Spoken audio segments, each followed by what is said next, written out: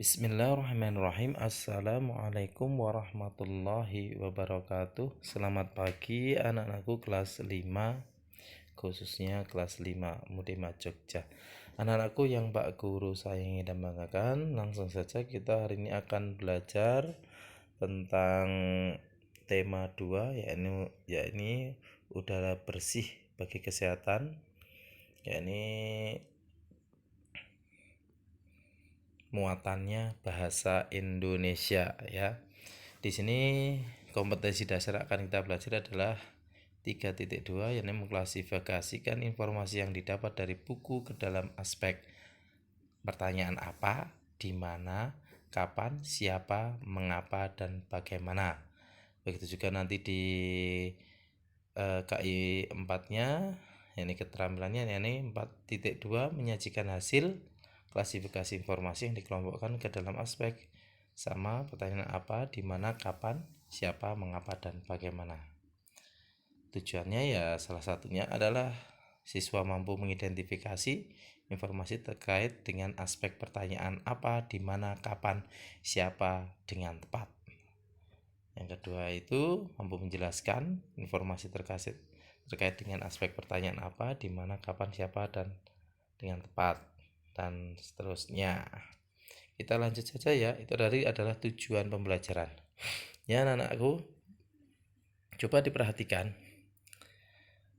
Untuk mencari informasi penting dari teks, maka informasi adalah, Pak jabarkan, adalah sekumpulan fakta yang menggambarkan sebuah peristiwa atau kejadian tertentu.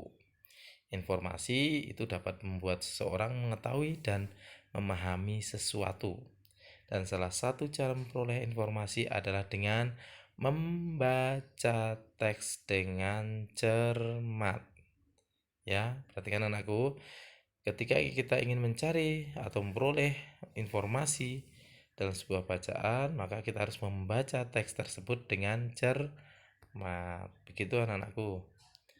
Lanjut. Nah, berkaitan dengan materi atau tujuan dari pembelajaran kita di KD 3.2 adalah berkaitannya adalah tentang kata tanya ya, menjawab pertanyaan dan mengolah informasi dari teks. Setelah kita membaca, informasi dapat diperoleh dari jawaban pertanyaan yang menggunakan kata tanya, apa, di mana, mengapa atau kenapa, siapa, kapan, bagaimana, dan beberapa pertanyaan tersebut dapat kita gunakan untuk memperoleh informasi dalam teks bacaan. Seperti halnya kata tanya apa. Kata tanya apa itu adalah mengarahkan untuk menanyakan atau pengertiannya adalah tentang nama, menanyakan nama, benda, kegiatan, sebab, akibat, judul, dan tema. Nah, seperti nama nama benda, apa nama benda itu, nah, dan seterusnya, seperti itu. Terus kata tanya di mana?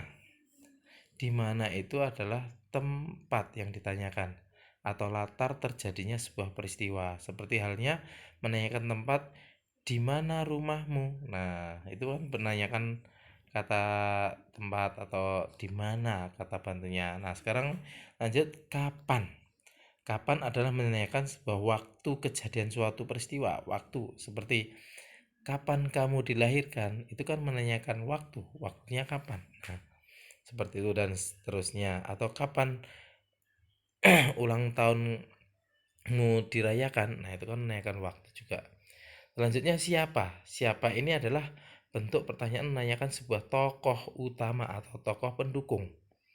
Contohnya siapa pemeran film dalam sinetron tersebut? Nah, itu kan menanyakan tokohnya.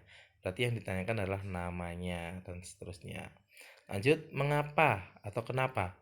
Ya, ini kata mengapa atau kenapa berarti menanyakan sebuah alasan sebab terjadinya sebuah masalah dalam teks. Alasannya kenapa? Dalam bacaan sebuah produksi tempe kenapa tempe itu harus direndam dulu dan sebagainya. Berarti kan ada alasannya, karena tempe harus dan sebagainya. Nah, seperti itu, menanyakan alasan. Terus lanjut, bagaimana? Bagaimana adalah menekan bisa keadaan, kabar, cara, atau proses, urutan, pendapat, atau sikap.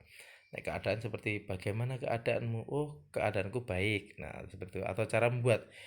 Bagaimana cara membuat kue pukis? Nah, caranya seperti ini. Nah, atau bagaimana proses terjadinya. Nah, menanyakan sebuah proses seperti itu. Dan yang terakhir adalah berapa.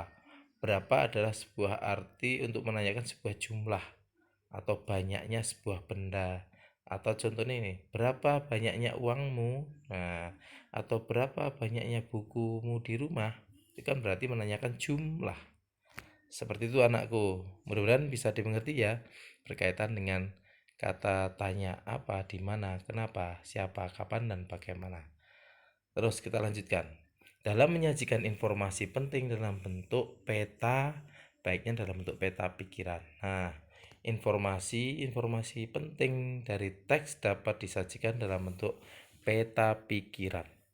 Peta pikiran dapat dikatakan sebagai cara mencatat yang kreatif dan efektif melalui sebuah diagram. Dengan tersebut akan mempresentasikan ide-ide atau hal yang lain berhubungan dengan ide pokoknya. Nah, kita lanjutkan. Contohnya ini adalah sebuah bacaan dalam buku kalian, buku tema yang buku dinas ya, itu ada di situ. Dayu dan ikan hias. Judulnya. Nah, di sini ada bacaan Dayu memelihara banyaknya ikan hias berjenis ikan mas koki. Ikan-ikan hias itu dipelihara dalam sebuah akuarium dan seterusnya. Itu bacaannya ada berapa paragraf anakku? Ya, betul, ada 2 paragraf bacaan. Nah, ini menceritakan Dayu dengan ikan hiasnya. Dari bacaan tersebut nanti bisa kita kategorikan dalam bentuk apa? Sebuah pertanyaan. Nah, peta mind map-nya seperti ini. Peta pikiran untuk membuat sebuah pertanyaannya. Nah, contohnya kata apa? Di sini tengahnya kita tulis judul dari bacaannya. Dayu dan ikan hias. Ya kan judulnya itu. Terus mind map-nya pertama apa? Apa di sini kata tanya apa? Nanyakan nama jenis ikan hiasnya yang dipelihara. Nah, apa nama jenis ikan hias yang dipelihara? Berarti yang ditanyakan oleh di sini dalam bacaan adalah ikan apa?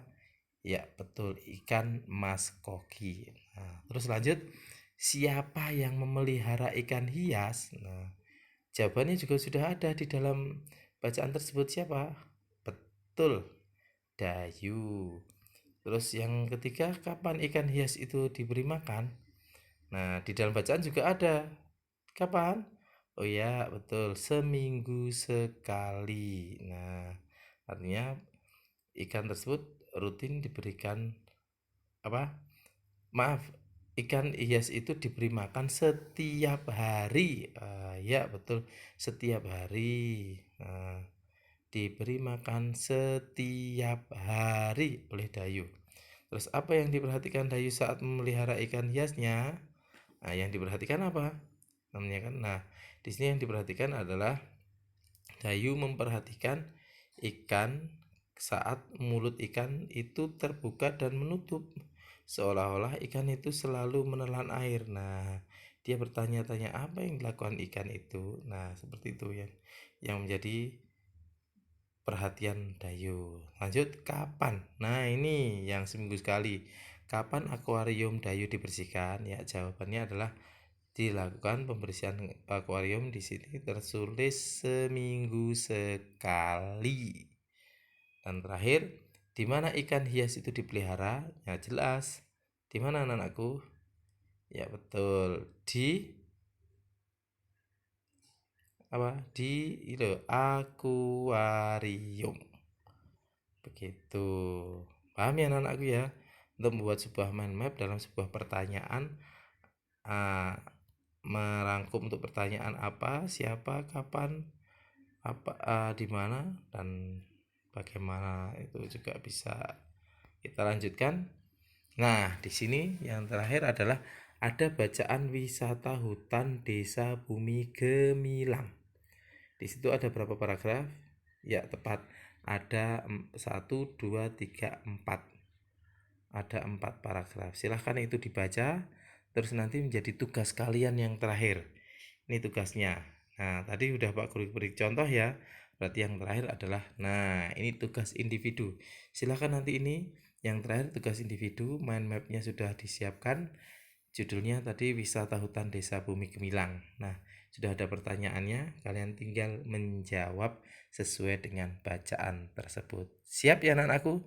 Silahkan dikerjakan dalam sebuah kertas dan hasilnya bisa di screenshot atau difoto, di-sharekan ke guru kalian.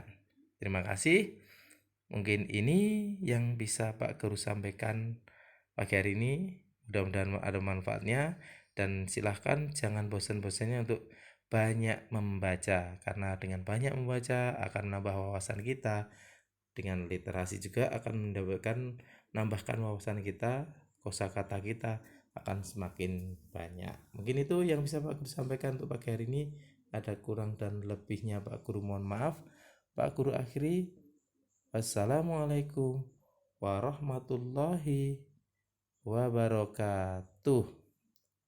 Ingat, kerjakan ya tugasnya. Jangan lupa. Terima kasih.